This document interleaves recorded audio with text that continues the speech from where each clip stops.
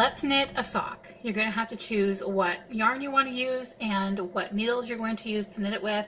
For this pattern that we're following, we're using sock weight yarn, also known as fingering weight yarn.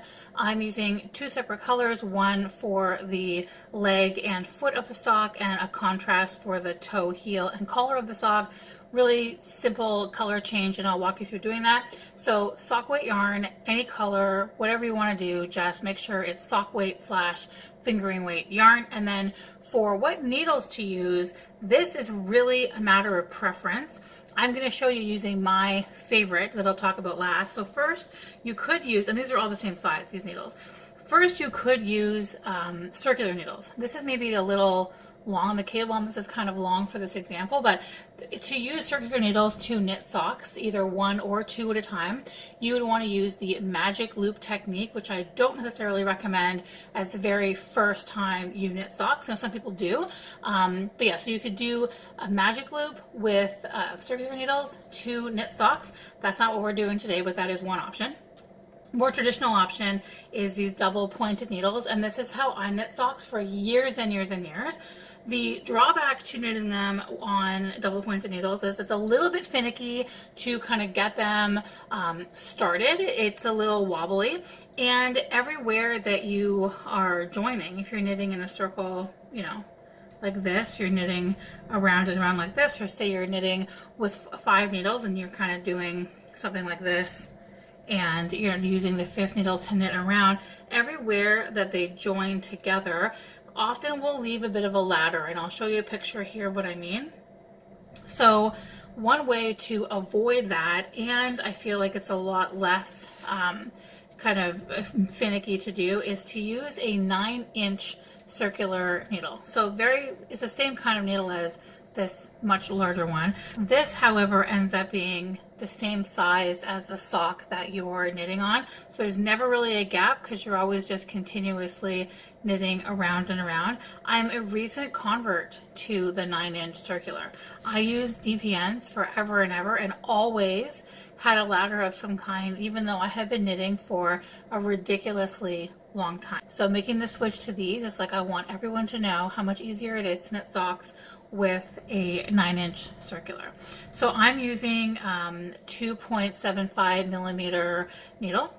All of these are 2.75. Actually, I think these ones were a little bit bigger, but these are 2.75. And when I turn the heel, I will come back to these DPNs. So you're going to want to have a set of DPNs and a set and one of these. So let's get started and cast on. When you're casting on, one of the jokes is how do you know how much yarn to pull out when you're doing a long tail cast on, which is a stretchy cast on that I'm going to use today. Some people will say that you can, you know, cast on say 10 stitches and then you pull it out and then know exactly how long 10 stitches gives you. A lot of people just pull and guess. I'm just going to do that work to show you how to do it properly. So we're going to start with a slip knot. Okay, so I'm going to pull a little bit more. So start with a slip knot here.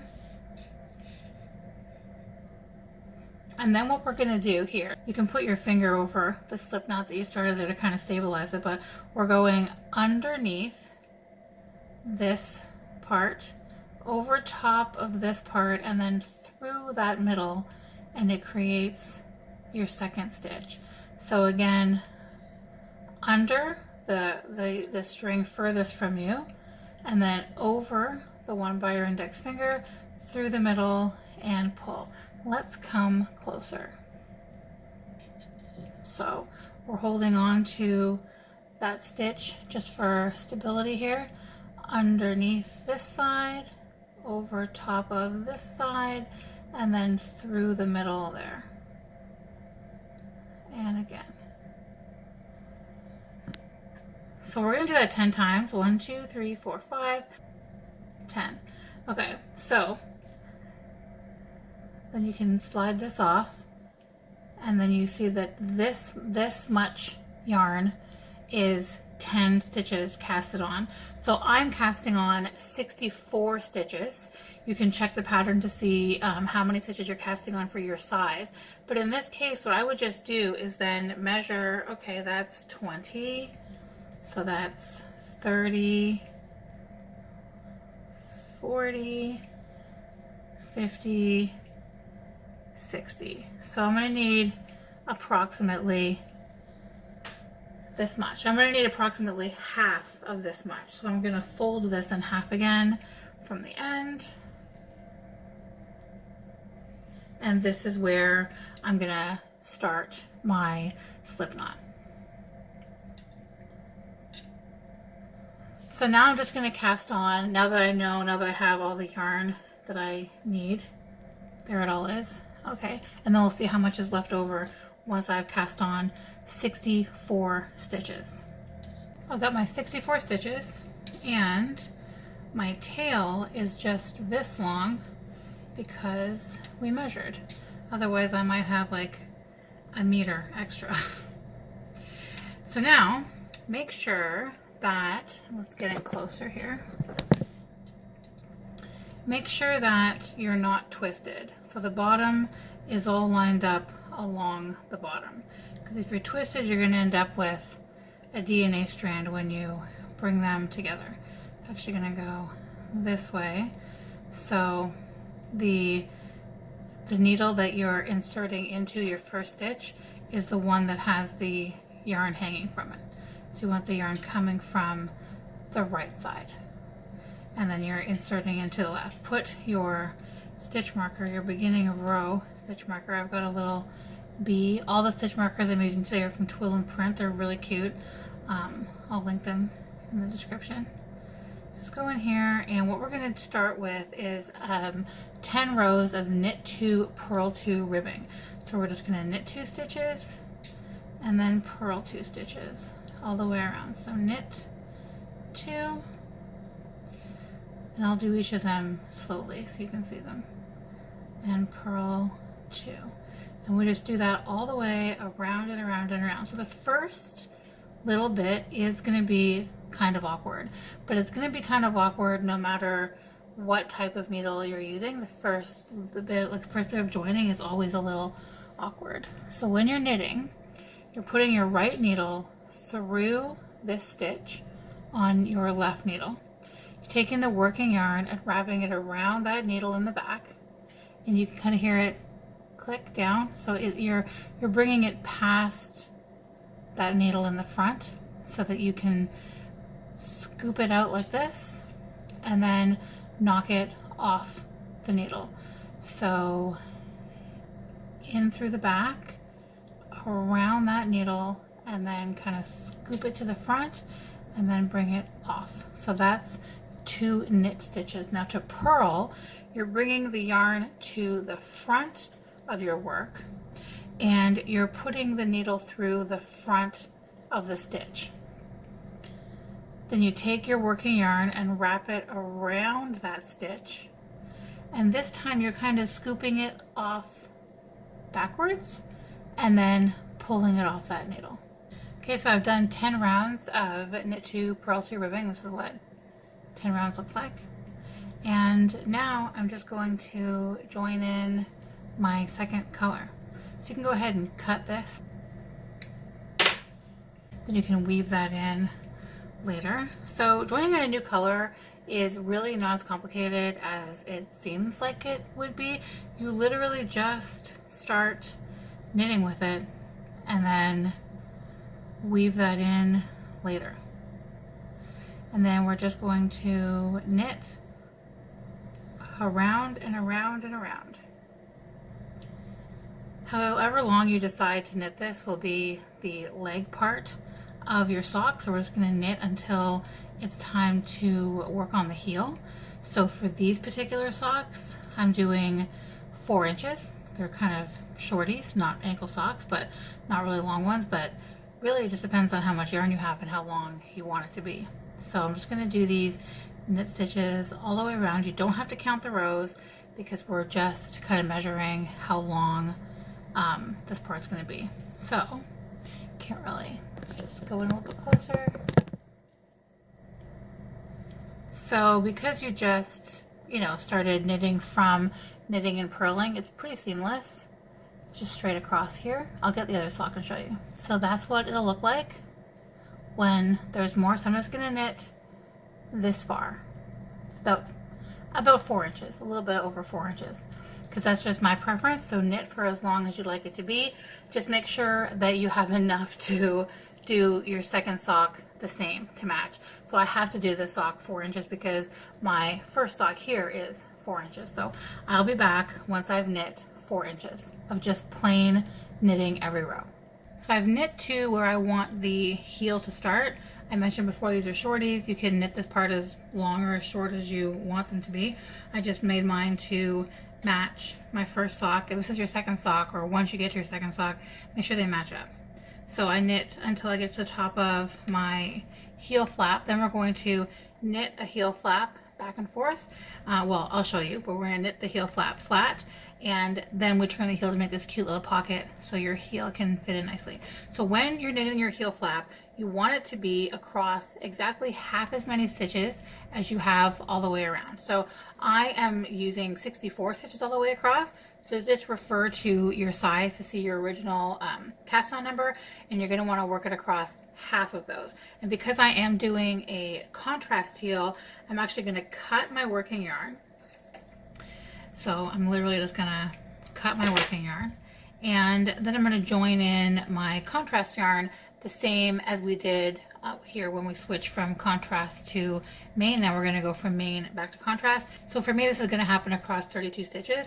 So I'm just going to knit straight across 32 stitches with my contrast color. I've knit all the way across in my contrast color, and this particular heel flap, what I'm doing is on the wrong side, which is where we're starting, because you have to turn it over, knitting flat. So on the wrong side, the purl side facing, we're going to do slip one, purl one all the way across, and then we're going to turn it over and do slip one, knit one all the way across. And we're just going to go back and forth with that for about 2 inches. So you can measure this against your own heel as well to get the size exactly right. But once you've done it a few times, you kind of get a feel for, you know, what size of heel flap you'd like. So we're on the wrong side. We're going to slip this first stitch and then purl the next one, and then slip and then purl all the way to the end of the heel flap. So just repeat, slip, purl, to the end. Okay, I got to the end, and now I'm back right side facing. So I'm going to slip that first stitch again, but I'm going to slip it as if I'm going to purl this stitch. So I come in from this side. So I'm going to slip this and then turn my needle the other way to knit it. So slip purlwise and knit. Let's get in closer. So slip purlwise and then knit. Slip, knit, slip, knit, all the way to the end again. And then we just go back and forth and back and forth. Slip, knit to the end, turn around, slip, purl to the end, turn around, and keep going for about 2 inches.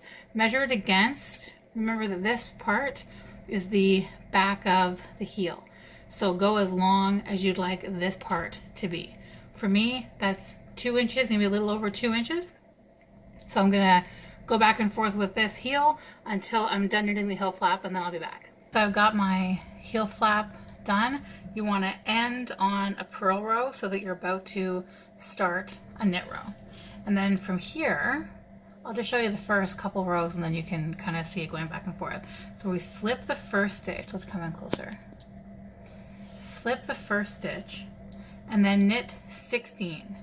So essentially you're going to, this is for if you have 64 stitches. So you're going to slip the first stitch and then knit half as many as there are on this needle, which of course is 32, but refer to the size that you're using in the pattern for the exact number, but it's going to be half. So slip one, and then for me, I'm knitting 16. Now we're going to slip, slip, knit these next 2 stitches. So slip, slip, and then knit these 2 stitches together. And then we're going to knit 1 more stitch. And then we're going to turn it around. We're going to leave these stitches here unworked and just turn it. I know sometimes these stitches just kind of hanging here can trip people up. Just leave them. We're going to work them eventually. Don't worry, just leave them there. So now on the purl side, we're going to slip the first stitch, and then I'm going to purl 3 stitches, but refer to the size that you're knitting in the pattern to see how many you're purling. I'm purling 3. 1, 2, 3. Then I'm going to purl the next 2 together. Sorry, I should be in closer here. I'm going to purl the next 2 together. Okay, and then purl 1 more. And now we're going to leave all of these stitches and we're just going to turn the work again. So now what you're doing all the way until you get to the end, and I'll walk you through that. But now what we're doing when we go back and forth to turn this heel is we're going to knit until you get to the gap here, and then you're going to knit this stitch and this stitch together, and then you're going to knit 1 more and then turn it over, purl to the gap, etc. So I'll show you for a few rows to get the hang of it here. Going to, slip the first stitch always, and then you're going to knit 4. 1, 2, 3, 4. And then we have this gap here that we've created, and again we're going to slip this stitch, and then knit them together, and then again knit 1 more and then turn it around. So slip the first one, and then you're going to purl to 1 before the gap, so that's going to be 5 stitches. 1, 2, 3, 4, 5. Eventually you don't even need to count them because you just knit to this gap, or purl to this gap, sorry, in this case, and then purl those 2 together, purl 1 more, and then again we're gonna turn it. So slip the first stitch, knit to 1 stitch before the gap, like knit to here, 1 stitch before the gap, knit the one before and after the gap together, knit 1 more and turn it. You can see that all laid out in the pattern. I did it row by row by row. So slip the first stitch, knit to 1 stitch before the gap, and it's always going to be 1 more than the row before it. So we just purled 5, which means we're going to knit 6, and that's just the size that I'm knitting. So here we are again, back to the gap, knit those 2 together, slip, slip, knit the 2 together, and then knit 1 more, turn, and now we're back on the purl side. So we're just going to keep slipping and then knit or purling to 1 before the gap, and then purl 2 together, or slip, slip, knit 2 together, and then knit 1 more before you turn it. Over and over again. Should take 14 rows, like 14 back and forth of this. You can kind of see already, see how we have this cute little pocket, the turn that's happening. We're turning the heel here, and it creates this cute little pocket, and also is the thing that, you know, tends to scare people away from wanting to knit socks, and it's really not that tricky. You're doing it right now. So I'm just going to keep doing this until I get to the end, and you know what, I'll show you what I mean by the end. So when you get to the end of these, like when you run out of these stitches, that's when your heel is fully turned and you're done. You're ready for the next step. So I'll come back when I run out of those stitches. Almost there, not quite at the end, but here I've got 3 stitches left on my left hand needle, and 1 is before the gap. So I'm going to, again, slip, slip, knit those 2 stitches, and then I'm going to knit 1 more and then turn it around. And then see, I don't have the same gap. When you look at it again on this side, I don't have that same gap. So that was the last on this side. Now I'm going to turn it over. I do have the gap on this side. So I'm going to go ahead and purl, like slip the first one, purl across these, purl those two together, and purl that, and then I've turned the heel. This is what this particular heel turn looks like. Different methods give you a different look. I just find this to be nice and snug, easy to learn, easy to do. So yeah, then you've turned your heel. So I'm going to go ahead and finish up, and then we can move on. I've got my last 3 stitches on the side. I'm going to purl these two together, purl this last one, and there we go. We've turned the heel. How cute. Cute little pocket. So now the next thing that we want to do is pick up the gusset stitches. I'm going to come back out to show you that. So picking up, this is the gusset on either side, these two sides. So this is the, just to give you an idea of where you are, you've got the leg of your sock, the heel flap, and the heel has now been turned, and now we're ready to knit the foot out this way and get to the toe. But first we have to do the gusset. I'll show you on the completed sock. This little section here, so this little part right here, this section here is the gusset. And basically what we're doing is you're picking up these stitches. Put my hand in here to show you. You're picking up these stitches along the side of the heel flap. So that's these guys right in here, along this heel flap. You're picking up these stitches here and around the bottom, okay? So that then you can knit outward. So we're gonna pick up all of these stitches right here, all along the bottom and along the other side. Okay, we're gonna pick these all up and get them all back on this 9-inch circular. You're gonna end up with more stitches around this area than you had here, or that you will have here, because when you're putting the sock on, you need more room in this area. So this part needs to be wider than this part, and also than this part. So what we do is we pick up all these stitches, and I have cast on 64. I'm going to end up with more than 64 stitches, and you can see the decreases here. So first we do the gusset pickup, and then we do the gusset decreases. And I'll show you how to do this, but just to sort of walk you through as an overview from here, you do these gusset decreases until you have the same number of stitches that you cast on with. And then we're going to keep going to the toe. And then when you're, about this far, about 1.5 inches from where you want your sock to stop, then we start doing our toe decreases. So much like the gusset decreases, you knit 1 round normally, and you knit 1 round with a decrease, next round normally, next round decrease, until you're back to your cast on number of stitches, and then onto the toe. So we're just going to pick up these gusset stitches. Because we're working with 9-inch circulars, if you're working with longer circulars, or if you're working with DPNs, this will be a little bit easier. But because I don't want you to lose any stitches, I don't want you to pull this too far to start using this to pick them up and then they fall off on this side, what I'm going to do is go ahead and just use another DPN to help me pick them up, and then we'll transfer them over so nothing bad happens. And what I'm actually going to do is I'm going to break these up in half right now, because the beginning of your row, the new beginning of row, is going to start right here in the middle of the bottom of the foot. So half of these are going to come with these gusset stitches, and half of these are going to end up with these gusset stitches, and the middle is going to be right there. So I'm just going to take half of these off so I can less awkwardly turn this corner. So I have 2, 4, 6, 8, 10, 12, 14, 16, 18. I'm just going to move 9 of them. Okay.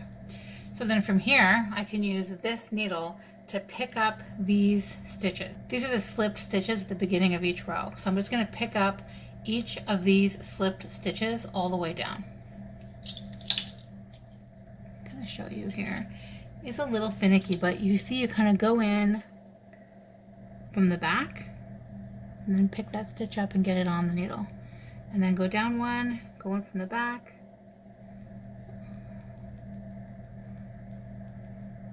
pick that stitch up, and then go down to the next one. And then just do that. It is a little finicky, but you get the hang of it. I'm kind of doing this at an awkward angle to show you, but yeah, you just pick them up all the way down this gusset. So I'm just going to do the same thing on the opposite side and pick up all of these stitches, and I'll be right back. So I'm just going to cut this contrasting heel and grab my main color. This is what your sock should look like so far. We're just past the halfway point, or maybe in the middle of the halfway point now. You've got your top of the foot stitches have been held for, you know, a while you've been working on the heel. For me, it's on this 9-inch circular, but it could be on a DPN or a stitch holder or your longer circular, whatever, but those are just sitting there. And then you have these gusset stitches, and half of the bottom of your foot, the other half of the bottom of your foot, and your other gusset stitches are right there. Reminder, you want to have the same number of gusset stitches on each side. So this needle should have the same number of stitches as this needle. I picked up 19 on each side. If you knit your heel flap shorter, you're going to have less. Maybe you have 16, maybe you have 14, something like that. I have 19. From here, what I want to do is get all of these stitches onto the needle that I'm going to be using. If you're using DPNs and you have stitches here, and this is on a DPN as well, you don't need to do any rearranging. You're fine. I need to rearrange them back onto this 9-inch circular. You're following along with me and using the same needle, then you're going to have to do that as well. And I also want to take this time to note that here and here are where you're going to be doing your decreases. I'm going to place 2 stitch markers as I am rearranging these stitches, because I need to know where I'm doing these decreases, because it's all going to be in a circle. If you're using the DPNs, then you're going to know that you can just stop 3 stitches before the end of this needle, because you're stopping 3 stitches before the instep begins. So in our case, that's all going to be easily marked, so we don't need to worry about it. So as I move these stitches together, I'm just going to squish these to the end, I'm going to squish these to the end, and I'm going to take the stitch marker and I'm going to put it right here to signify that this join is where one of the, you know, where the instep is on this side. I'm just going to slide each stitch over. Okay, then we get to the end of this needle. We're at the new beginning of row. So if I just slide the beginning of row marker over here and then put these stitches here, then where we're ready to begin knitting is actually at the instep. So what I'm going to do here is scoot them on the other side. And I'm going to slide that other stitch marker here to remind me that that is the other instep. And then I'm just going to slide all of these gusset stitches onto my other needle. Now I can put the beginning of the row marker back on. We've got all of our stitches back on one simple needle. So now what we're going to do, and you can refer to your pattern going forward, but what we're going to do now is we're going to knit until 3 stitches before the instep. So if you're using DPNs, you're going to knit to 3 stitches before the end of this first needle. If you're doing it like this, or with a longer circular needle using the magic loop method, you're going to knit until 3 stitches before the instep. So 3 stitches before this stitch marker. And then we're going to knit 2 together. Then we're going to knit 1 on this side of the stitch marker, 1 on the other side of the stitch marker, and then we're going to slip, slip, knit.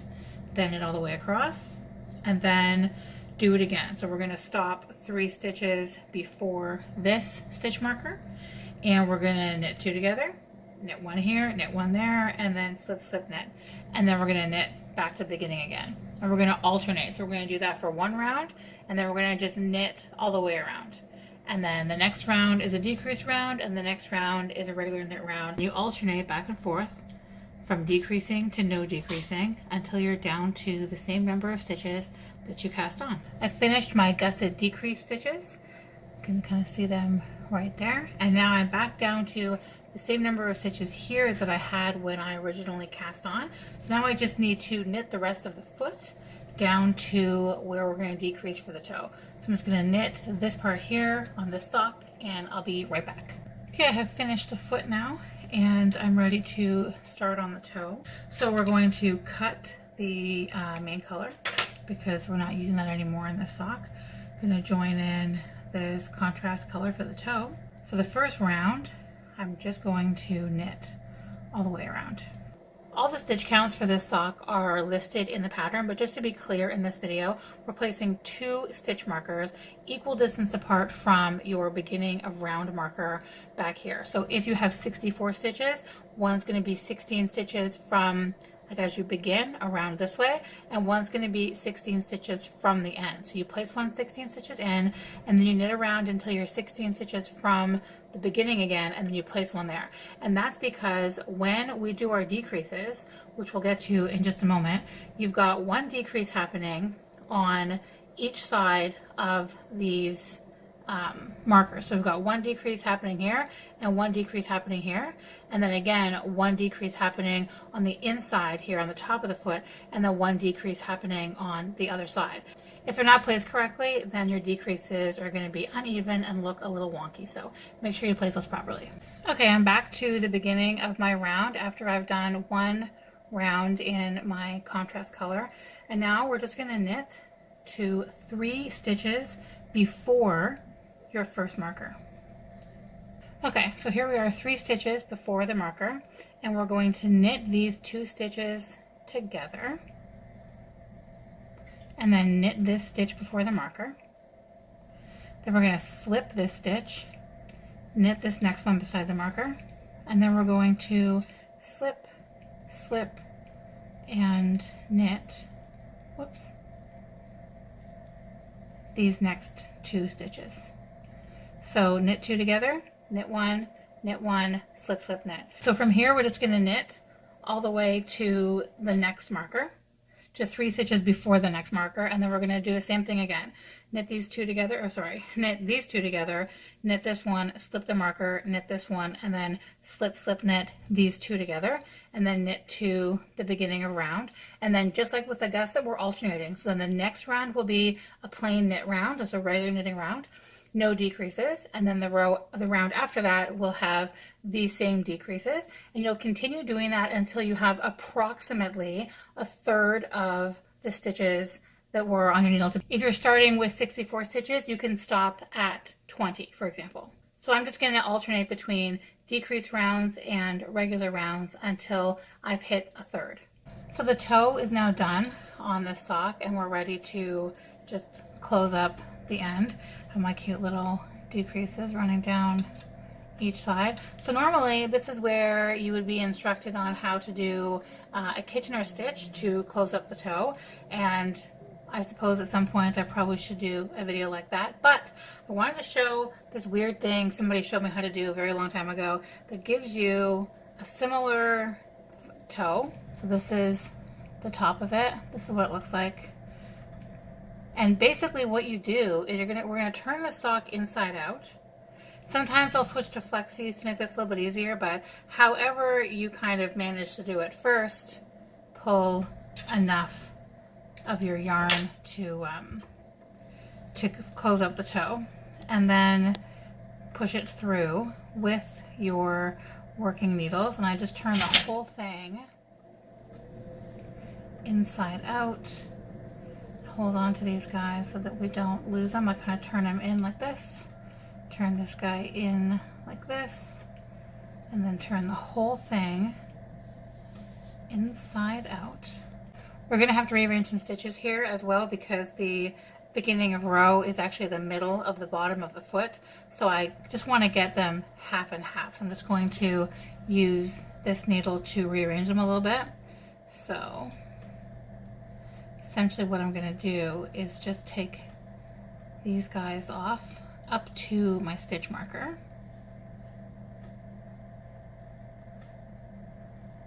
Struggle a little bit there, sorry. Remove the stitch marker. Okay, and then same thing on this side. just going to move these stitches over here.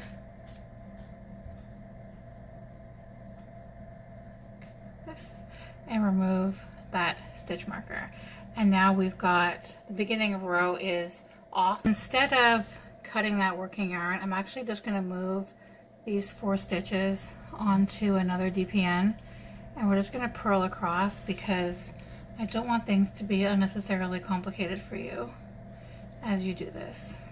So we're just going to purl across those so that we've got the working yarn where we want it to be. You can even do this again if you wanted to, but they're already on these needles, so we'll just leave it as it is. So now I'm just going to do a 3 needle bind off. We can get in closer. I'm just going to go in the front of each of these 2 stitches and take the yarn and knit them together. So we're going to go through that one and then through this one, and now we have this stitch on this needle. We're going to leave that there. And then we do it again. And then this time we're going to go ahead and slip the first stitch over the second one. So we knit the stitch in front together with the stitch in the back, and then you slip that first one over.